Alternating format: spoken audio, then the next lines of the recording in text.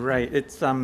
certainly a real pleasure and honour to be here today, and I'd like to thank the Academy, and I really enjoyed hearing some of the vision of the Academy and some of the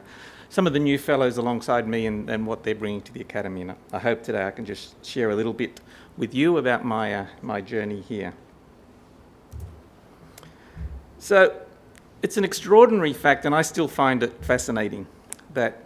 as we squeeze light down to smaller and smaller dimensions into fibres down to the dimensions of a tenth, a hundredth of a millimetre of light, that the light coalesces into a single mode that can travel along the fibre without spreading out in any particular way, and can transform in such a way as to transmit enormous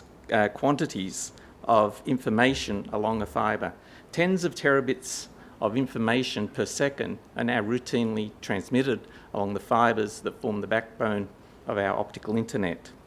To put that in some context, that's the equivalent of hundreds of millions of simultaneous phone calls along one fibre. So I believe that I'm extremely fortunate to have stumbled into a career in photonics or in optics, in what I think is one of the golden ages of optics at the moment. So over the last half century, since the invention of the laser, we've seen tremendous progress both in the technology and science of optics, but also in a lot of the applications. There's a hotbed of industrial and commercial innovations which are exploiting some of the things that arise because of our ability now to control light and to control the phase of light. So I completed my PhD in theoretical physics, I guess about 27 years ago in the late 80s. And I was lured away from a career in academia into, I guess, an industrial opportunity by the huge excitement that I saw at this point in time, where we were just putting the first undersea optical systems, transmitting data using lasers over transoceanic systems into the ocean. And there were new signs of exciting developments in terms of amplification of light that could be used to do that without regenerating those signals over distances of thousands of kilometres. So I was very fortunate to have an opportunity very early in my career to be with a very progressive company which was called OCC, which later morphed into one of the parts of Telstra. And they provided for me, I guess, a taste of how industry and research can come together in a very successful symbiotic combination. They'd set up an optical fibre technology centre at the University of Sydney, which we work very closely with. So what I'd like to say, I guess, is that if you look at the images there below from both my second startup, which was in Ghana that later became Finisar, and the ATSI image drawn from the ATSI website, you can see there's a lot of similarities there in terms of the goal of networking and connectivity. And so connectivity and networking has really been a real theme throughout my career through a number of different startups. So what you can see on the right there is an image of the product that we in Sydney, in our manufacturing facilities at Rosebery, have now been producing for well over a decade. And it's one of the core components in the backbone of the optical mesh network. I won't go into all the details of how this works. It requires much more than the few minutes that we've been granted. But basically, the light that comes into each optical fibre here, and you can see in that particular product, there are around about 40 optical fibres, each capable of carrying that 10 terabits per second of information, and the ability to try and route those light streams, those data streams around in a very energy efficient fashion by not having to reconvert them back into electrical signals, and hence circumventing the need for huge racks of energy consumptive power, is, I believe,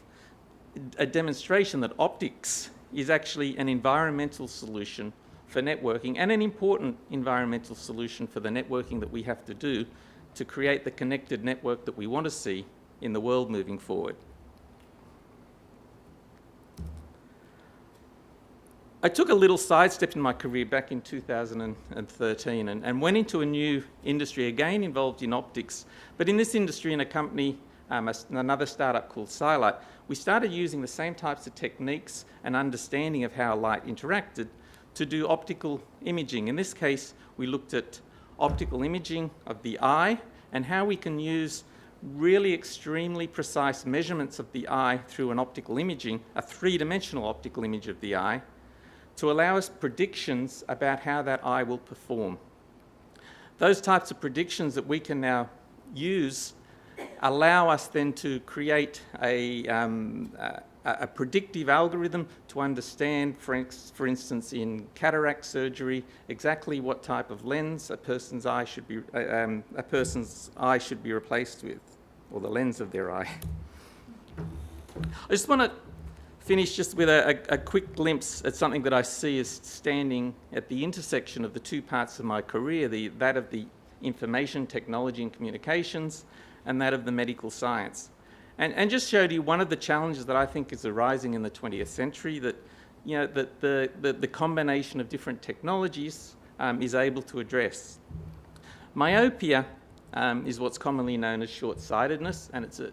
become a remarkably prevalent occurrence in a number of the developing nations, in particularly some of our huge trading partners to the north, where 4 out of 5 people will develop myopia.